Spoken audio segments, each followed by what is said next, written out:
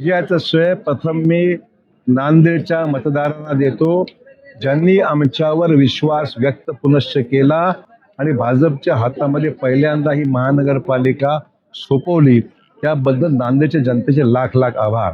त्याचबरोबर या देशाचं नेतृत्व करणारे यशस्वी पंतप्रधान नरेंद्र मोदी साहेब, राज्याचे मुख्यमंत्री देवाभाऊ अर्थात देवेंद्र फडणवीसजी यांच्याबद्दल विश्वास व्यक्त केलेला आहे लोकांनी।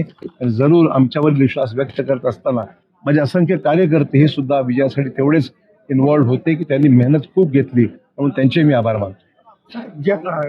युतीसाठी तुम्ही शिवसेनेला 8 ते 10 जागा देऊ केल्या होत्या, पण त्यांनी युती केली नाही आणि आता तिथं तुम्ही देऊ केल्या किती जागा आल्या? फक्त 4 आल्या। काय म्हणताय तुम्ही जितक्या जागा देणार होता तितक्याच जागा आलेल्या आहेत। तितक्या जागा आल्या नाहीत, त्यापेक्षा निम्मे आल्या, पण त्यांनी युती आम्ही तर त्यांना सांगितलं होतं, ज्यावेळेस त्यांची चर्चा आमच्याशी सुरू होती त्यावेळेस DP सावंत होते, राजूरकर होते, आमचे चैतन्य बापू होते। आम्ही त्यांना सांगितलं होतं की मी 8 ते 10 जागा तुम्हाला निश्चित देऊ। ते करत असताना बरीच कसरत होती, परंतु आमच्या कार्यकर्त्यांना थोडंसं बाजूला सारून सुद्धा आम्ही द्यायला तयार होतो, पण त्यांनी आमचं ऐकलं नाही दुर्दैवाने। ठीक आहे, फक्त आपण पाहिलं युती झाली असती तर कदाचित त्यांनाही त्रास झाला नसता। युती न होण्यामागे कुणाचा काय हेतू होता? मला सांगणं कठीण आहे, त्यांचा अंतर्गत प्रश्न आहे, परंतु आम्ही स्पष्ट आमची भूमिका होती, आम्ही त्यांना सोबत घ्यायची तयारी होती। कल्याणकरांचं म्हणणं असं होतं की मी 4.5 कोटी रुपये खर्च केले आणि फक्त त्याच्यात 3 जागा आल्या, मी 2.25 असं आहे कोटी जागा की मिळाली. काम करणं कशासाठी? निधी खर्च केला ते म्हणतात निधी म्हणजे यशासाठी खर्च केलाय। नाही नाही, हा. मी त्यांचं म्हणणं असं होतं की मी निधी खूप खर्च केला, विकास कामं केली, त्यामुळे मी स्वतः माझ्या खूप जागा असं आहे की आम्ही सुद्धा या जिल्ह्याचं आज नाही तर गेल्या 40 वर्षापासून या जिल्ह्याचं नेतृत्व करतो। राज्याचं मी नेतृत्व केलेलं आहे, जिल्ह्यातले सुद्धा विकासाच्या कामाला आम्ही लोकांनी काम केलेलं आहे। परंतु निवडणूक हा वेगळाच विषय आहे, लोकांना राजकीय स्थैर्य सुद्धा लागत असतं आणि केंद्रात आणि राज्यामध्ये सरकारची BJPचं आहे, त्या सरकारच्या माध्यमातून जिल्ह्याला अधिकचा पैसा मिळेल, विकासाच्या कामाला चालना मिळेल। मुख्यमंत्र्यांनी जे काही भाषणामध्ये विषय स्पष्ट केलेले आहेत त्या अनुषंगाने पुढची वाटचाल आपल्याला करता येईल, तो अँगल लोकांच्या मनामध्ये होता आणि म्हणून त्यांनी भाजपच्या बाजूने कौल दिलेला आहे। राष्ट्रवादीच्या आमदारांना खूप खालच्या पातळीवरती वैयक्तिक टीका केली आहे म्हणून त्यांना विचारा काय झालं त्याचं। राष्ट्रवादी आणि शिवसेनेनं दुसरा दावा केला होता। काँग्रेस 10 वर थांबली, शिवसेनेला 4 जागा भेटल्या आणि NCPला फक्त 2, म्हणजे तुमच्यासोबत तुमच्या विरोधात लढले कोण? मग त्यांनाच विचारा, मलाच माहित नाही। आम्ही तर जे आमच्या विरोधात ते आमच्या विरोधात, जे आमच्या विरोधात लढले ते आमच्या विरोधात, हीच आमची भूमिका आहे। वाढली ठीक असं आहे, काँग्रेसची स्पेस कोणीतरी घेणारच होतं। काँग्रेसच्या बद्दल ज्या लोकांना अपेक्षा होती काँग्रेस काय परफॉर्म करेल, हे लोकांना कळलं की काँग्रेस आता विरोधी पक्ष म्हणून सुद्धा ताकदीने उतरू शकत नाही।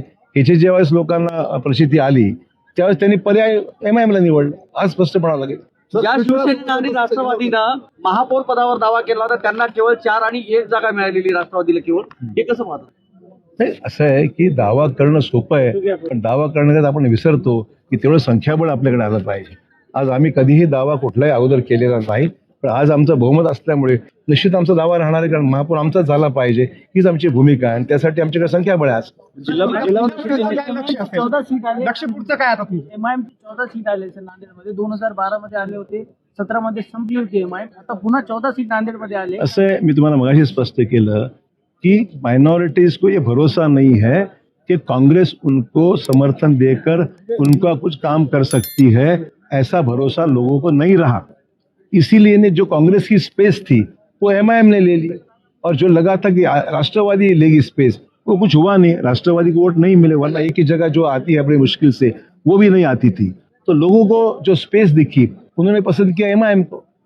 पुन्हा एकदा नांदेडमध्ये आलेले आहे, ते भाजपाला सपोर्टिव्ह आहे की भाजपा? नाही, भाजपा MIM ला सपोर्ट करणं किंवा MIM चा सपोर्ट घेण्याचा प्रश्नच उद्भवत नाही। विरोधी पक्षात बसणार त्यांच्या जागा? त्यांना विचारा, मला माहित नाही। जिल्हा परिषदमध्ये काय परिस्थिती? जिल्हा परिषद नक्कीच आम्ही पूर्ण ताकदीने लढवू आणि जिल्हा परिषद भाजपच्या ताब्यात येईल याकरता पूर्ण ताकदीने आमचे नेते कार्यकर्ते सर्व कामाला लागतील। 2 आघाड्या थांबल्या होत्या, 18 मध्ये 7 मध्ये दोन्ही पडल्या, शहर विकास आघाडी महात्मा। ठीक आहे, त्यांनी प्रयत्न केला त्या ठिकाणी, आणि काँग्रेसने त्याला जवळ केलं नाही म्हणून त्यांनी स्वतःच चुकवते, भाजपकडे यायचा प्रश्नच नव्हता। त्यांना आघाडी त्यांनी फक्त, तर काँग्रेसने तिकीट दिले असते, कधी काँग्रेसने गेले असते ते, पण काँग्रेसने नाकारलं, मग त्यांना आघाडी उभा करावी लागली, पण यश आलं नाही त्यांना। ओके, धन्यवाद। थँक्यू।